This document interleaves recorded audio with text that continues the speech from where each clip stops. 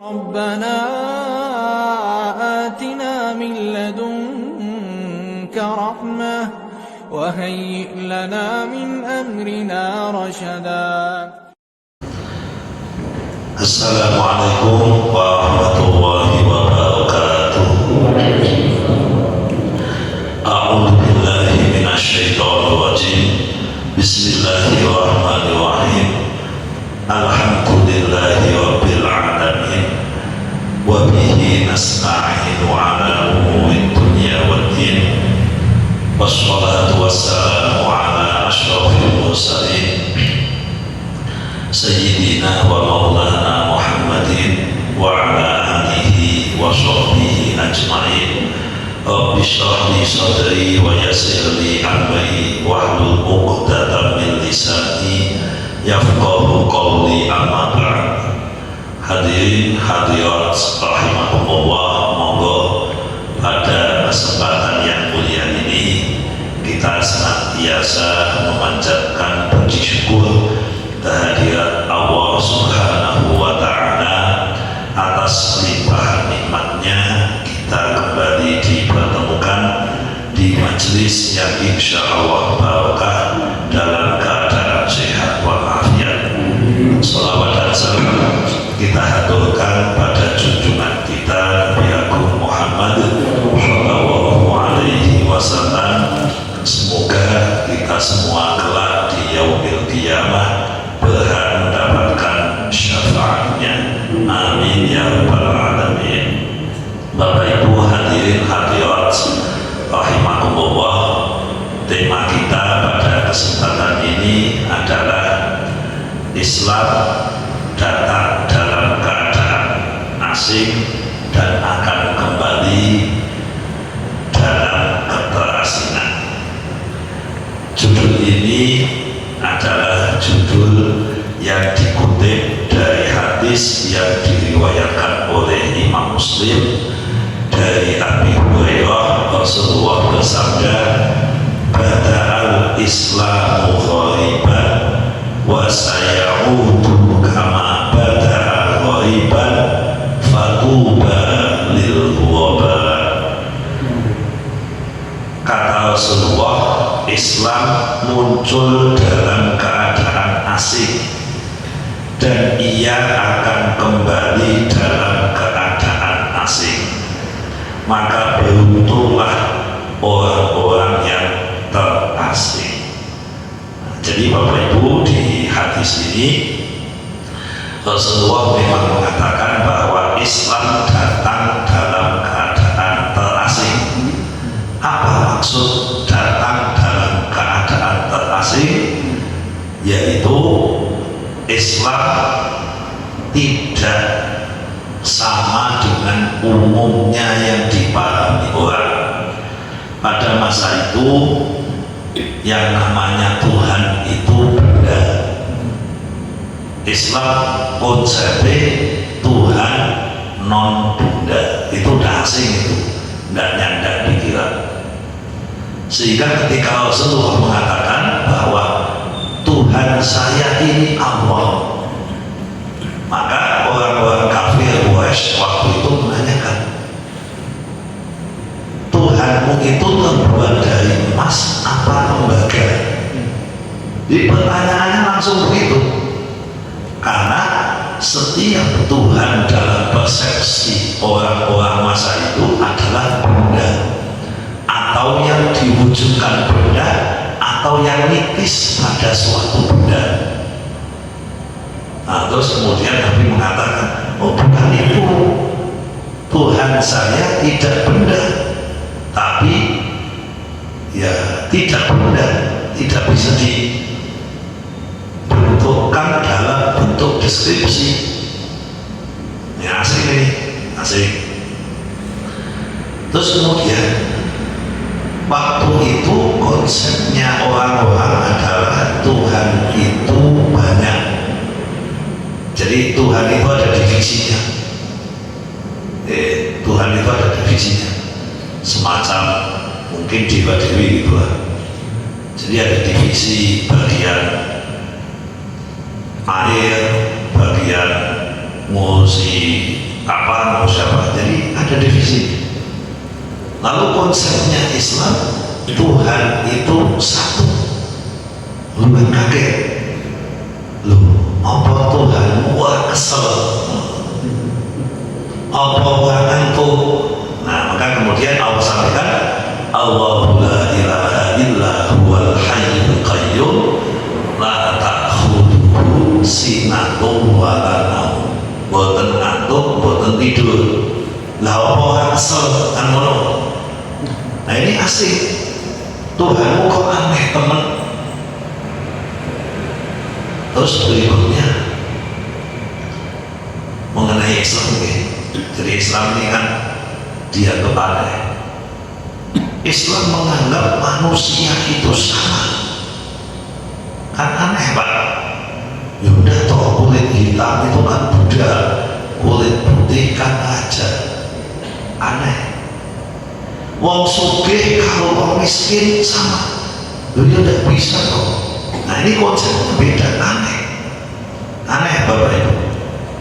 Apa bedanya Nabi Muhammad mengangkat muadzin yang namanya Bilal kulit hitam dengan Abu Sufyan yang membebaskan budak namanya Wahsy juga kulit hitam.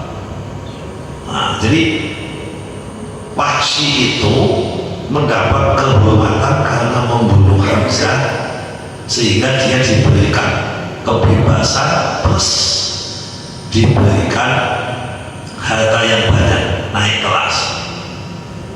Ini Wahsy. Suatu saat ada pesta orang-orang kaya, Abu Sufyan dan yang lain, mungkin Abu Jahal, Abu Jahal sudah meninggal, sudah mati.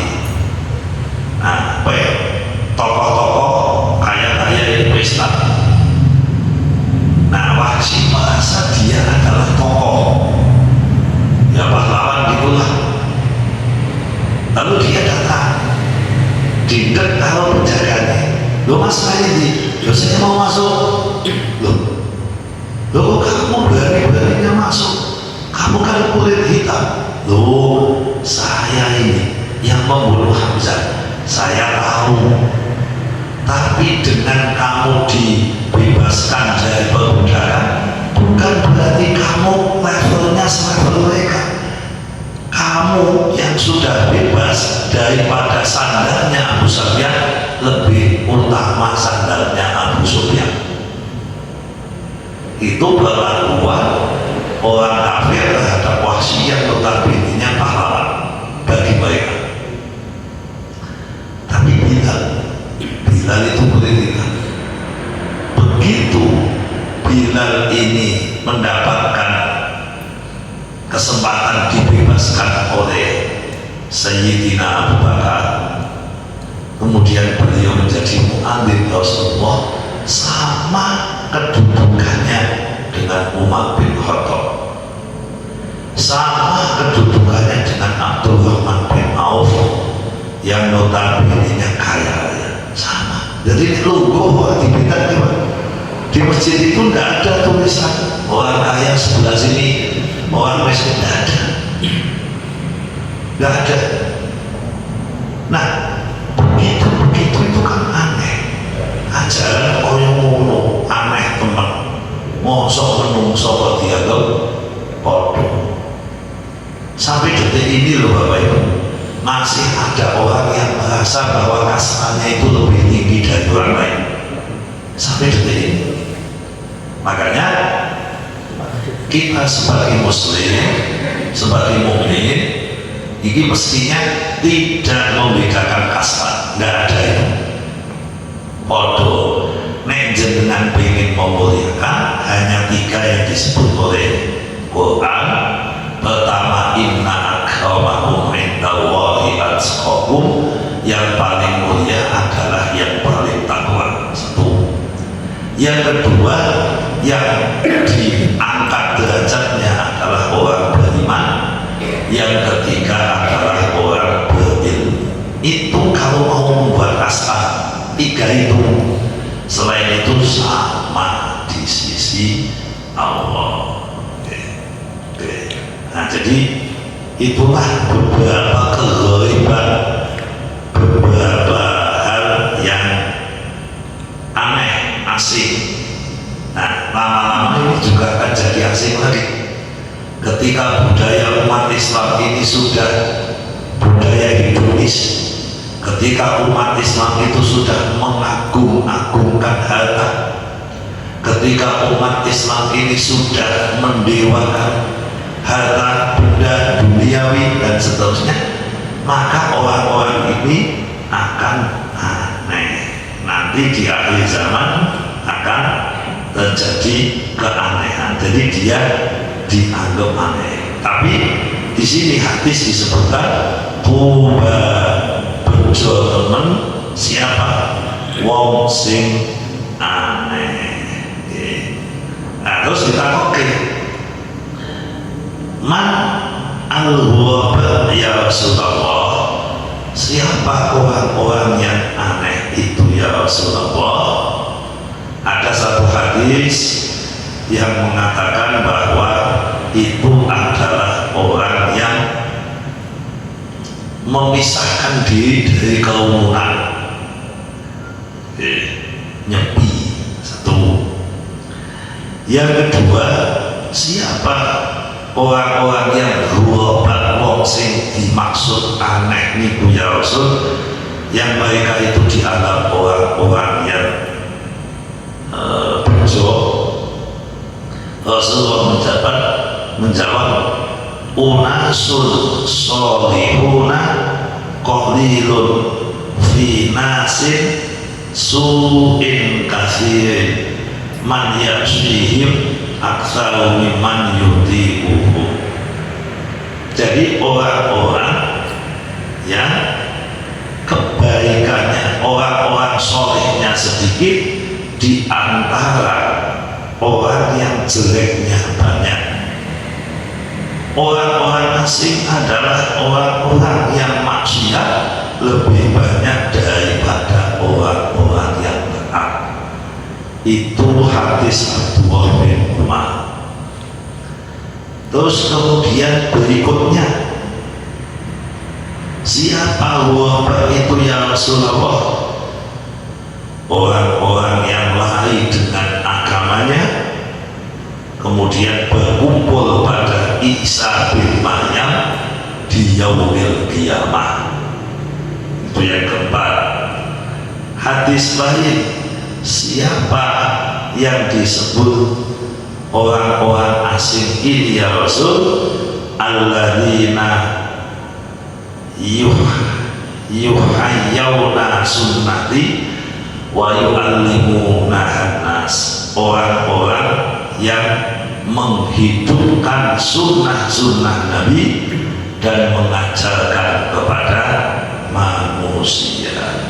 Itulah yang disebut dengan orang-orang yang asing, yang akan selamat, yang akan bahagia di dunia dan akhirat. Nah, Bapak Ibu, sederhananya orang asing yang tersebut di hadis tadi adalah orang yang mestinya kita rindukan, orang yang keadaannya kita ingin seperti itu. Sedikit orang-orang seperti itu di kalangan manusia, karena rata-rata orang itu jauh dari sifat tersebut. Ketika manusia sibuk dengan dunianya, mereka sibuk dengan agamanya.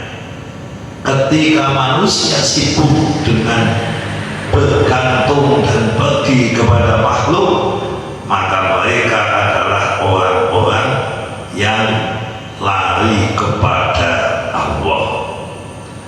Ketika orang-orang mereka itu ingin mendapatkan kehidupan dunia untuk bersenang-senang, untuk berfoya-foya dalam kemaksiatan, dia ingin mendapatkan harta untuk menghidupkan agama Gusti Allah.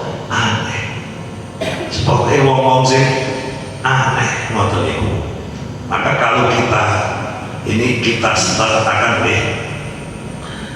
fa ahlul Islam fin nasi huwa, ahlul Islam di antara para manusia umum itu aneh, asing. Wal mu'minuna fi ahlil Islam huwa, orang mukmin di kalangan umat Islam itu asing. Sebab mukmin itu lebih dahsyat daripada muslim.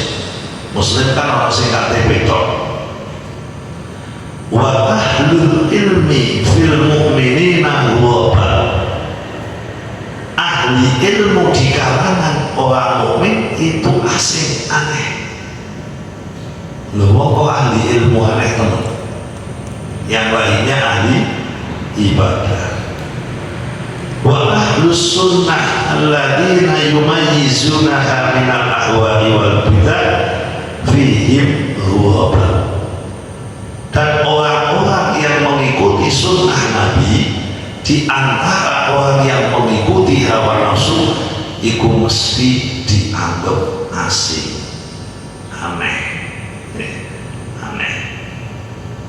Orang-orang wada'una ilaiha as-sabiruna adal mukhalifina hum asyaddu ha'ulai qurbah, dan orang-orang yang mengajak kepada kebaikan, kepada agama Gusti Allah, sabar terhadap orang-orang yang menentangnya, mereka adalah orang-orang yang aneh, orang-orang yang asing.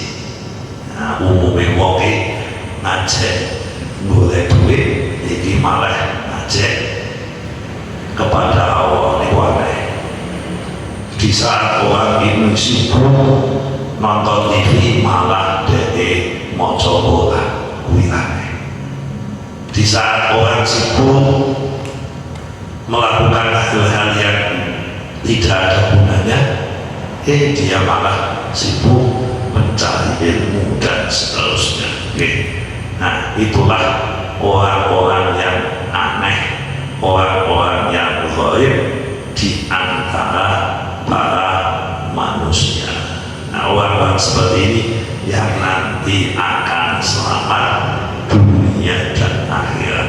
Tapi satu hal biar ini tidak disalahpahami. Keanehan tidak berarti kemuliaan jika berada di lingkungan yang benar. Contoh ini, kampung ini ahli sholat kabeh kejaba wong telu. Wong telu kan aneh dhewe. Nah, ini tidak masuk ke Bapak Ibu. Karena orang itu kadang berpikiran nyeleneh, liberal, ekstrim, terus mengatakan saya tidak seperti kebanyakan orang, aku dikirim out of the box. Jadi out of the box dari kebenaran yang nggak bisa Bapak Ibu. Sholat madem mulon kabeh, aku lah madem idul sing bejo sing aneh. Loh, iki salah memahami hadis. Wong sholat ping 5, aku ping 3, lan apa? Aneh aku. Islam awalnya aneh. Suwe-suwe aneh. Loh, sampean ping leneh aneh. Leneh jenenge syak. Nah, di akhir zaman ini ada orang-orang syak. Saking leneh. Mboten ana Tuhan. Nah, jadi kita harus memahami bahwa yang dimaksud aneh, ghaib, ghaiba di hadis yang disebutkan orang ini beruntung adalah aneh di antara orang-orang jahat. Wong kancane korupsi kok ora korupsi dhewe, kan aneh. Wong ana duit ning ngarepe kok ora gelem, kan aneh. Nah, itu yang benar. Orang ini kancane sik kabeh dhek korupsi dhewe, aku aneh dhewe berarti bojo. Mboten. Nah, tetap ini harus ditegaskan, jangan sampai salah. Sebab ada Bapak Ibu saya pernah ketemu kok, cuma lupa di mana. Loh, sing bojo sing aneh ngeten iki yo. Dadi aneh iki nyeleneh, tidak sesuai dengan pakem yang disampaikan oleh para ulama. Bapak Ibu ingkang saged kula aturaken mugi-mugi manfaat kirang langkung nyuwun pangapunten. Monggo menawi wonten pertanyaan dipersilakan. Terima kasih. Alhamdulillahirrahmanirrahim. Pembahasan tentang orang asing sudah sangat jelas nih, luar biasa nih. Namun tentunya tetap kami buka sesi pertanyaan. Mungkin dari luar dulu, yang jauh dulu, ibu-ibu. Hotel Pak Joko, dari hotel. Oke, nah biar cek Pak Joko dulu. Dari hotel ya. Oke, teman-teman, ini mengawali pertanyaan kedua. Yang di dalam bapak-bapak ada siapa? Pojok sendiri. Oke. Suara ini bakal orang apa? Pak Bukti itu Pak Bukti ya? Oke, mungkin Pak Bukti ya? Dibantarkan apa suara ini? Tekan ini ketemu apa? Jadi dibagi atas waktunya Pak. Ada dua pertanyaan. Yang pertama ini biasanya acara-acara pengajian seperti ini diawali dengan ucapan syukur atas kehadiran Allah Subhanahu wa Ta'ala. Terus di acara tempat lain itu juga mengatakan begitu Pak. Jadi pada malam ini itu ada banyak acara juga mengatakan atas kehadiran Allah Subhanahu wa Ta'ala. Ini Allah ada di mana-mana tuh. Ya, konkretnya di mana Pak? Nah, khususnya Allah itu seperti apa? Di sini kan tidak mungkin kalau hadir di sini kan duduknya di mana tidak ada kita lihat. Yang kedua, masalah agama Islam ini kan datang asing, nanti akan berakhir dengan kondisi asing lagi. Padahal agama Islam ini kan meneruskan nabi-nabi terdahulu, Pak, sudah jelas kalau menyempurnakan. Itu jadi mohon penjelasan yang lebih konkret lagi gimana Pak? Terima kasih. Assalamualaikum warahmatullahi wabarakatuh. Waalaikumsalam. Oke.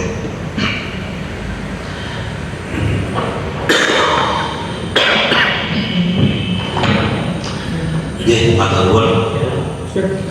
Mengenai kalimat mukadimah, kita senantiasa mengaturkan puji syukur kehadirat Allah. Hadirat itu kalau dalam bahasa KBBI, Kamus Besar Bahasa Indonesia, yang namanya hadirat itu adalah yang mulia.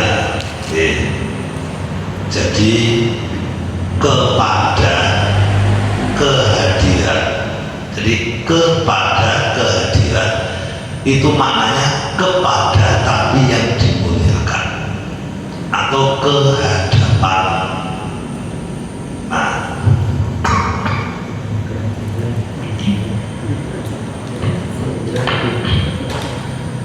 jadi kehadiran itu tidak memberi petunjuk tempat. Nek ke bisa tempat, meskipun ke juga belum tentu tempat. Contoh begini,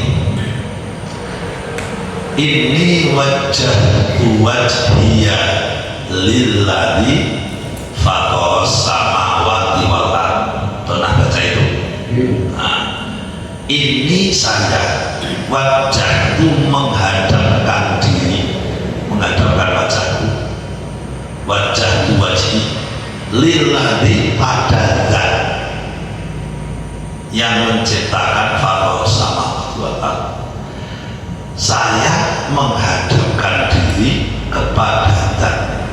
Apakah menghadapkan diri berarti Allah duduk di hadapan kita? Nah, pernyataan begitu tentu tidak sama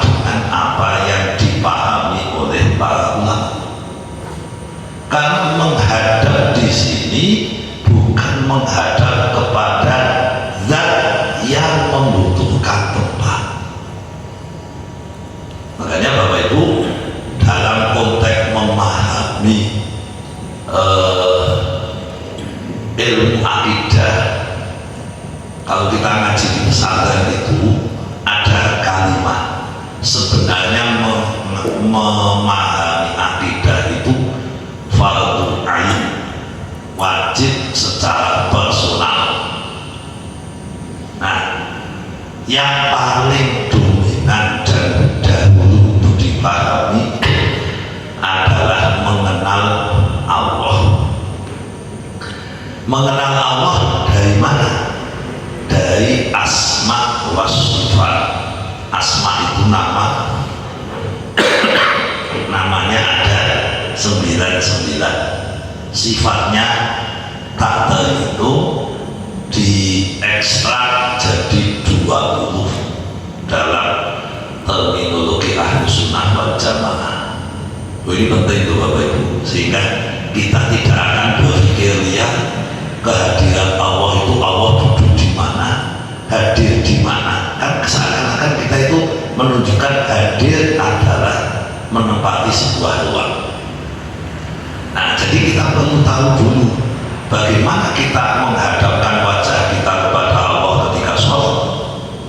Apakah kita menghadap berarti di depan ini ada Allah? Nah, memahami ini harus pelan-pelan. Hadis itu banyak.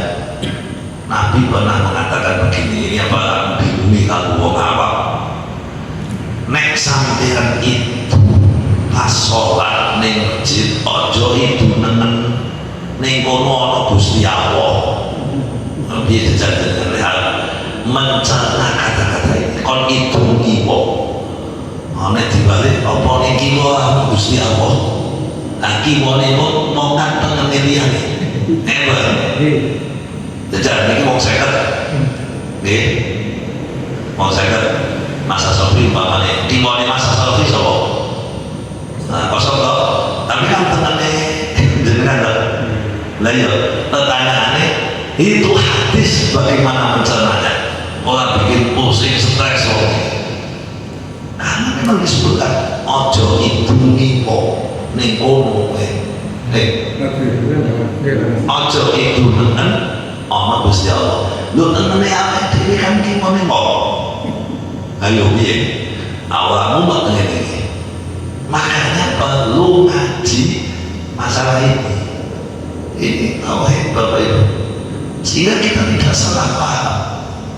Orang membaca langsung diartikan artikulasinya seperti itu, terus disimpulkan bagi kimone itu Allah temannya Allah. Kacau. Temannya sopo bagi mani sopo. Sama kan? Nah, sederhananya begini jawaban saya.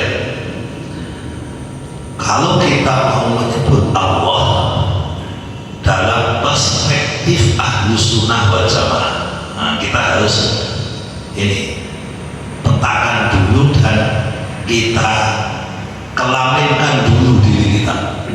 Metodologinya mau mengikuti siapa? Nek jenengan mengikuti ahlu sunnah wal jamaah, maka yang perlu Anda pahami adalah Allah wujud. Allah itu ada. Bila makan tidak membutuhkan tempat. Allah wujud tidak membutuhkan tempat. Loh, berarti Allah di mana-mana? Enggak, di mana-mana itu tempat. Pernyataan Allah di mana-mana itu bukan dari ahlu sunnah. Jadi Allah di mana-mana itu bukan dari ahlu sunnah. Kalimat dia menunjukkan tempat tidak berlaku bagi Allah. Mungkin ada yang nanya, susah Pak memahami. Ya memang susah. Kita cukup meyakini. Kemudian begini Bapak Ibu, ini sedikit melogikakan tapi jangan dijadikan dalil absolut. Yang namanya dimensi, ada yang namanya dimensi waktu, ada yang dinamakan dimensi ruang. Nah, jenengan ngaji fisika pastikan nanti sing jenenge benda, massa atau apapun namanya itu kan butuh namanya ruang. Nah, ruangan ini kan makhluk. Gusti Allah niku kata sifat mukhalafatul lil hawaditsi, berbeda dengan makhluk. Apa yang digambarkan tentang makhluk maka pasti itu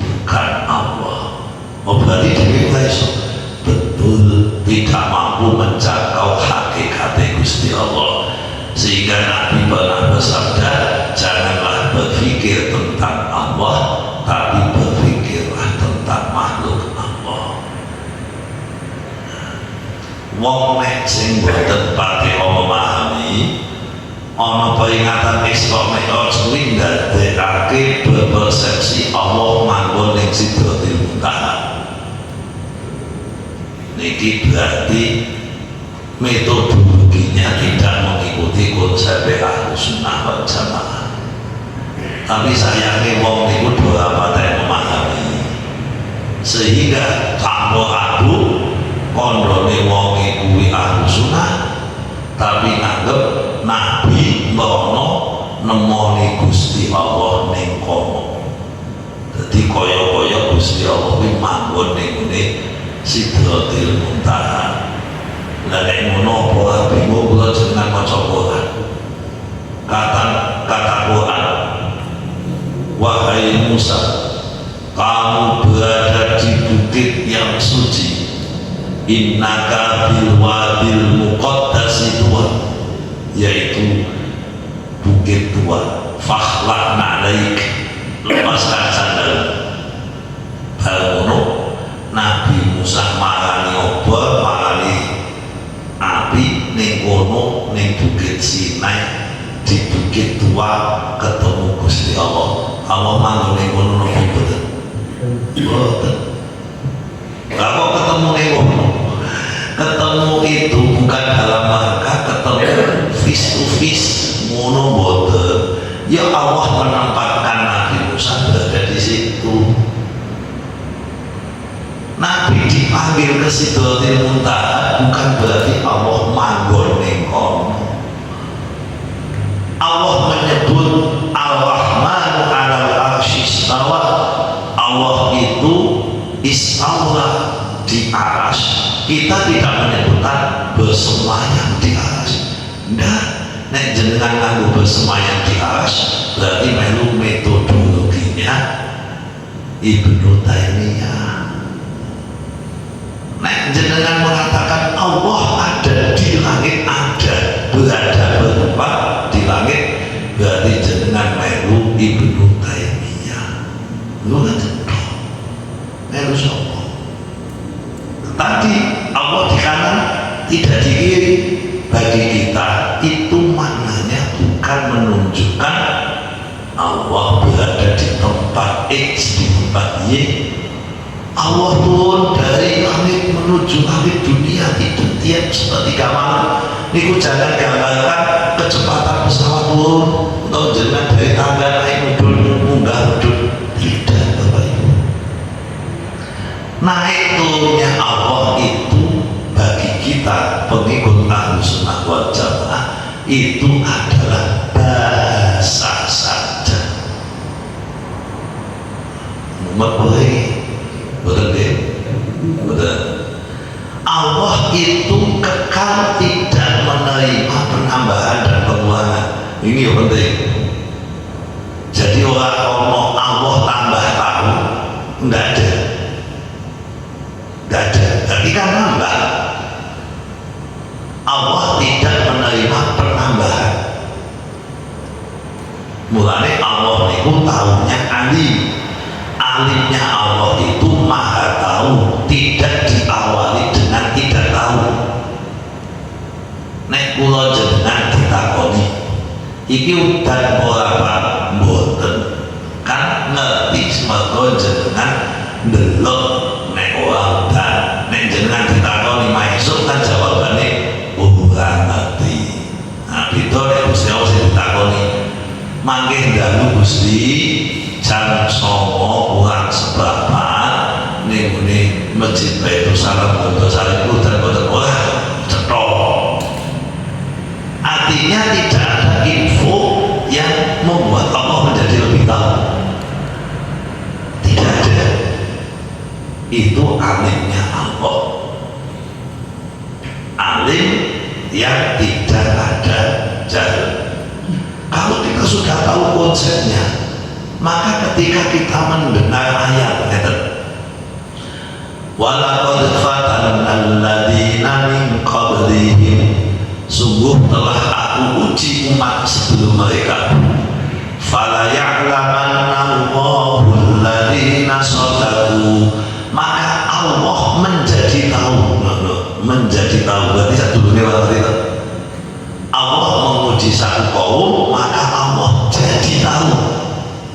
siapa yang bohong dan siapa yang benar. Jenengan jangan berpikir berarti Allah kira nanti terus ini diuji sing bener sing wah bener di oh itu berarti Allah menerima tambahan pengetahuan, padahal Allah tidak menerima tambahan pengetahuan.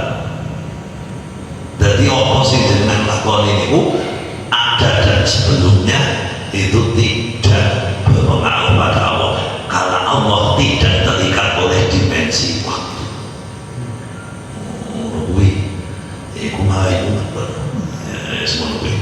Oke. Jadi Bapak Ibu, kembali ke pertanyaan tadi, kok kita mengatakan puji syukur kehadiran Allah? Memang Allah hadir di kita.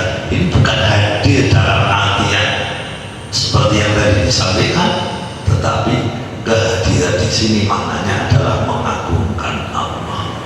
Jadi Allah tidak hadir secara dohir, secara kasar mata untuk kita, tapi kita menyebutnya sebagai kehadiran, atau kita wajah dua dia, saya menghadapkan wajahku kepada kehadiran Allah, tapi bukan dalam artian berarti kita menganggap Allah manggon nanti. Nah, itu buatan pas manggon harus sunnah. Yang kedua tadi apa? Yang kedua kenapa begini? Yang kedua itu masalah Islam ini datang Aneh. karena asing. Ya asing. Ya, tadi sudah dijelaskan di Ya. pembahasan yang sudah jelas. Ya tapi kenapa kok makin pada berakhir asing lagi? Kalau menurut saya nanti akan tambah besar lagi. Tambah. Islamnya kan Oh. hilang. Ya menurut jenengan di apa? Ya, jadi kalau menurut itu boleh-boleh saja. Wong yang kita lihat itu kan hanya sebagian. Kita mengatakan asing, asing. Islam itu asing dan akan kembali jadi asing. Kan Bapak Ibu hidup itu kan tidak hanya 2024 kan. Karena yang hidup itu kan mulai zaman Nabi sampai kiamat. Apakah Islam itu tambah besar? Ya tidak tahu juga. Apa ukuran kebesaran sebuah agama? Statistik. Kita mau mengatakan orang Islam Indonesia itu maju besar. Ya, ngukur majunya dari sisi mana? Nah, jenengan mengatakan begini. Sekarang Arab Saudi daripada Arab zaman Nabi ini maju. Kan kalau jenengan tergantung kan, zaman Nabi bangunannya elek-elek, lawang pipis wae sagot-got, tidak ada bangunan yang megah-megah. Sekarang megah-megah.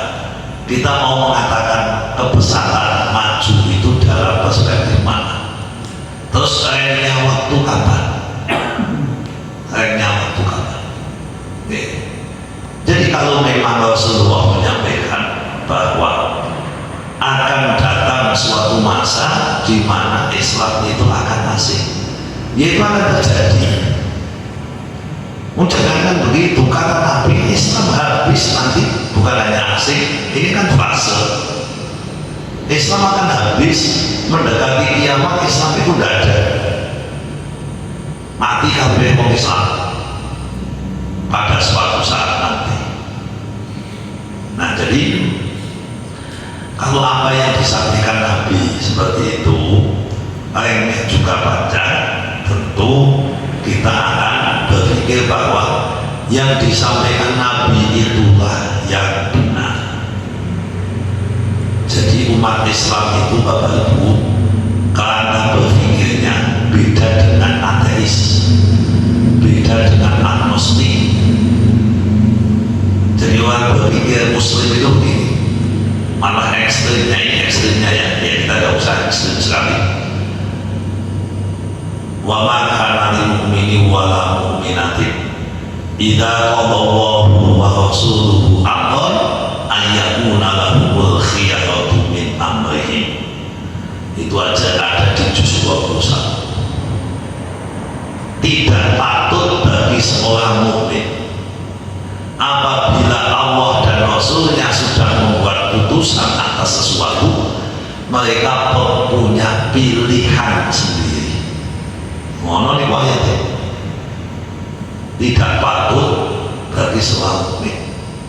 Dulu ada seorang cewek cantik, janda cantik dari kalangan orang yang ya bangsawan, duitnya banyak.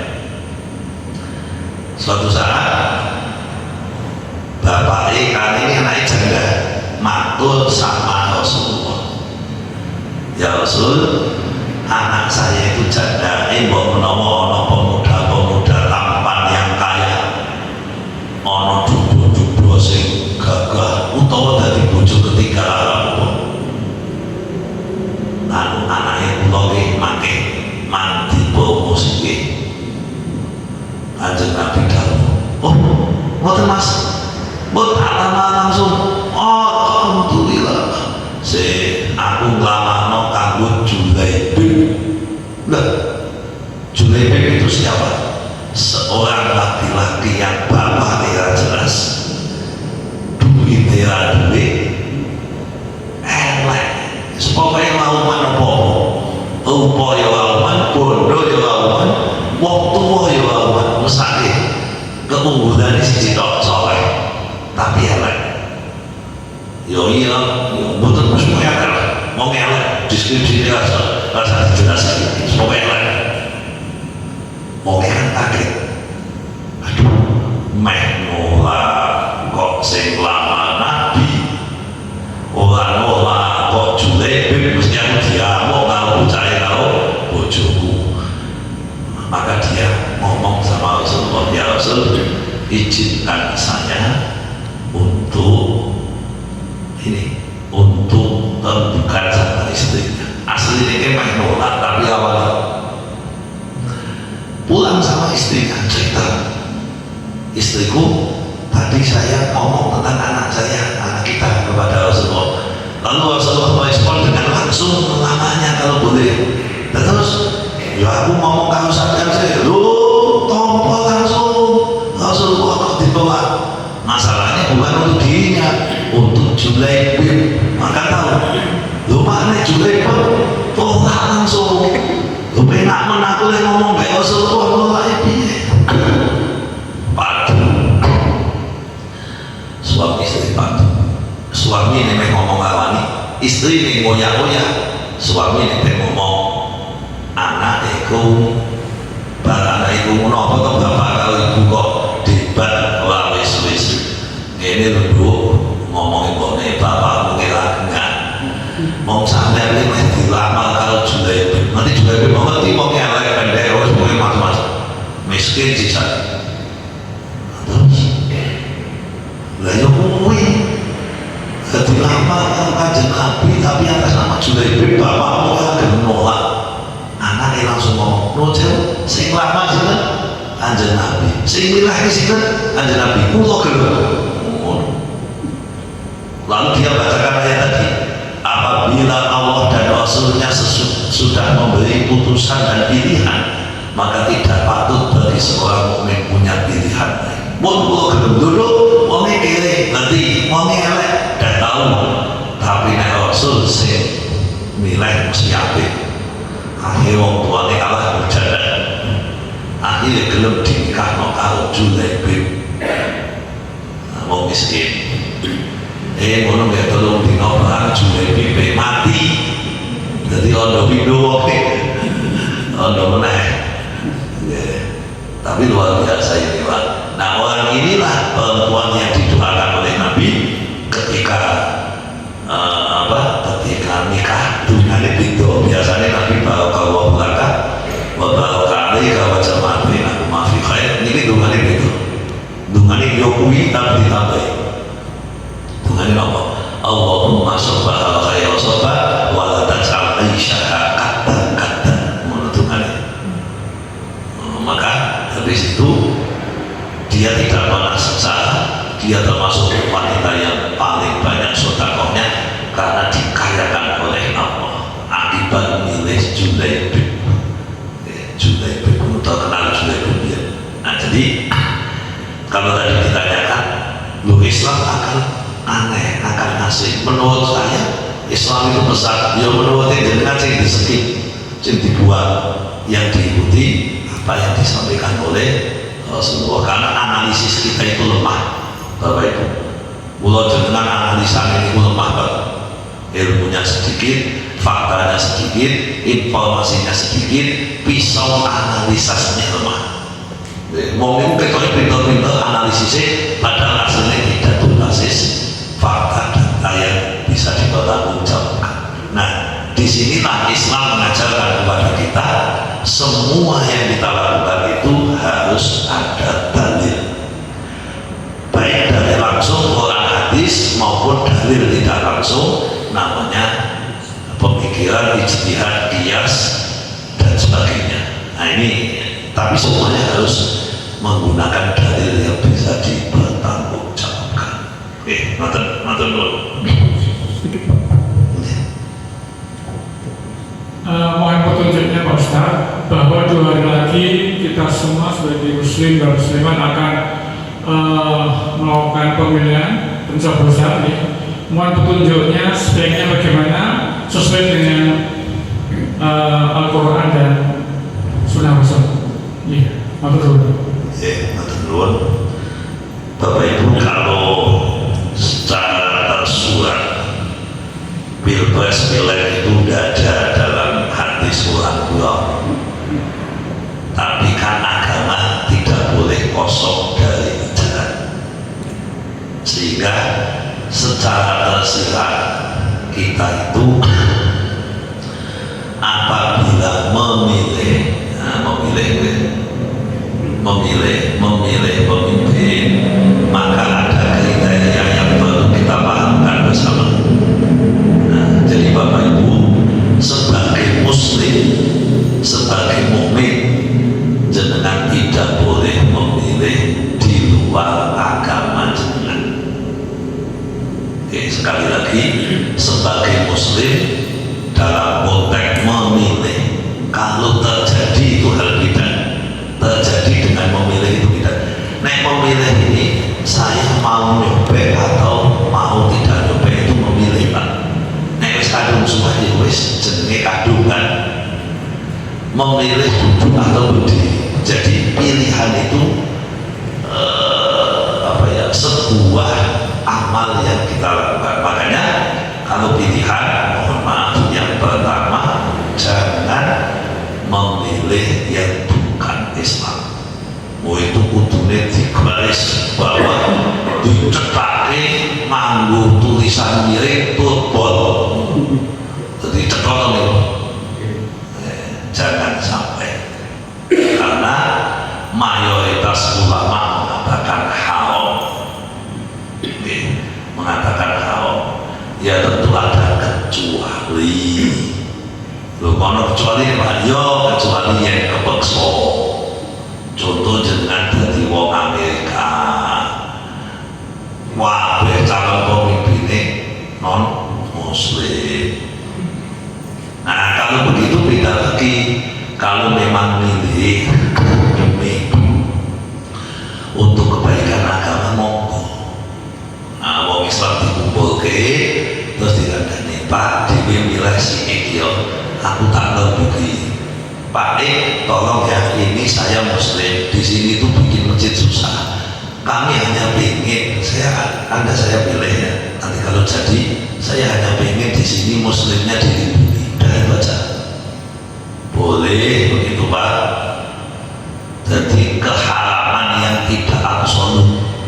Cuma nek kula jenengan ning Indonesia, wabil khusus ning Ungaran niku belum ada kedaulatan untuk memilih yang bukan Islam. Satu. Nah ini cetok tegas orang mati tak ada. Nah yang kedua, ketiga, keempat dan sebagainya, ini masalah keberpihakan kita, kepentingan kita. Yang penting Islam saja ya. Nah kalau ini nanti dilihat siapa yang paling bermanfaat untuk kita, yang paling bermanfaat untuk kita sebagai muslim maksudnya. Siapa yang paling sedikit mandornya, ini sifatnya prediktif, tidak ada kepastian, tidak ada kepastian. Yang jenengan menganggap ini bagus, belum tentu bagus pak, sifatnya prediktif. Nah, disclaimer on, yang terjadi di masa lalu tidak menjamin apa yang akan terjadi di masa depan. Warga tawaran investasi Siono tulisannya menunggu kinerja masa lalu tidak menggambarkan kinerja masa depan. Nah, bisnis kan sama ini. Apakah 5 tahun begini baik? Oh bakal begini. Berarti kita membeli kucing dalam karung betul. Yang kita lihat adalah jejak rekam jejak masa lalu. Itu pun informasi yang kita dapat 90% cetok, karena kita dapat dari media sosial. Media sosial itu media yang paling cetok. Apa meneh ndelok video pendek, wah kacau meneh. Sudah bisa analisisnya lemah, senengane ndelok video pendek, uteke senengane golek eleke wong wis rampung jenengan kuwi. Rampung kuwi. Makanya Bapak Ibu, kalau kan ini nanya ke saya ceritanya, kalau saya yang penting Islam baru tidak secara lahir membawa madharat yang besar, terus dengan donga Gusti Allah yang perlu kalau memungkinkan silahkan jenengan sholat istikharah. Wah kalau sholat malah harus saya depan tahu saat jenengan istikharah kalau kadang mau silahkan. Apa yang kelihatan begini belum tentu besok saya tidak tahu. Jadi kalau saya tahu, informasi yang saya tahu paling hanya 5-10%. Oleh karena itu podo-podo tidak kecuali kalau jenengan kenal beto. Kalau Pak Basuki kenal cetok ya, iya kenal. Tetapi dia kenal infonya hanya dari WA tuh, dari grup-grup tuh. Wah macam-macam informasi ABCD dan sebagainya. Benar salah yang ngerti. Dan kalau jenengan orang ngerti benar salah, mau tidak tahu orangnya. Yang seperti mobil, seperti cetok. Kan kita bahas yang kita tidak kenal, kita tidak tahu, maka silahkan jenengan Bismillah niatin sun sholat istikharah. Ya Allah, tolong paringi kula kesempatan memilih orang yang baik dan memperbaiki apa yang ada di Indonesia. Jadi kita niatnya bukan karena untuk mendapat ghanimah harta rampasan, tapi kita ingin untuk lil maslahah, di paling akeh maslahate. Ya itu yang bisa kita lakukan. Dan alhamdulillah Bapak Ibu sejak dulu saya itu selalu, ya saya lupa sih, tapi kayaknya saya istikharah mulai 2004 ya. Mau istikharah kapan? Sudah tapi istikharah. Jadi menentukan pilihan ya sudah. Bismillah ya Allah, delok kabare Ibu Gusti sing sae padha-padha kali bismillah niki mbok metu ya lali wong anggone Tai Chi Master. Tai Chi Master kan ilmune lali kabeh banget. Dan film Jet Li kan sampeyan kudu lali ilmumu isih ora iso njiwani. Jadi metu takoni apa Pak mau nek disuruh ekspor lali. Kan ada suruh ekspor dan wikam. Jadi Bapak Ibu, bagi kita yang penting itu bahwa masalah jenengan tidak usah terlalu mengunggulkan salah satu dari yang lain, toh sama-sama gagal, toh dadek rame darah dengan milih yang menurut dengan terbaik, dan tinggalkan mencela dan mencaci maki.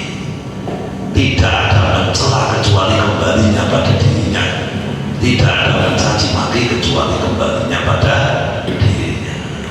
Ada mau apa? Pokoknya mau nek gelem sholat istiqomah, nek ora gelem yo ning TPS semua ya Allah, berikan saya kecerdasan ya Allah. Lho kok kan mboten sebisa mungkin dia kenali, tapi kan kita faktanya nggak kenal. Nggak kenal Pak.